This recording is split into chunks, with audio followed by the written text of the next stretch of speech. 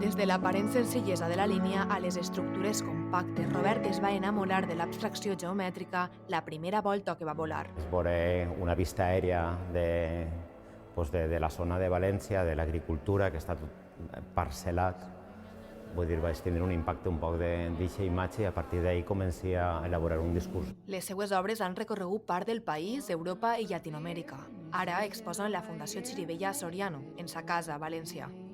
L'exposició compta amb 38 obres creades amb una gran diversitat de materials com la tela o el cartó, però l'alumini i l'acer són els grans protagonistes. Tal volta aquesta exposició és l'exposició més complexa que he fet perquè té molts directius i té moltes mirades diferents. Aleshores, a mi m'agradaria que l'espectador veguera uns treballs d'una manera assossegada. Són peces amb molta litúrgia, amb molta calma, amb molta pausa. En línies presents ressonen les recerques, els processos i les reflexions de l'autor dels últims anys.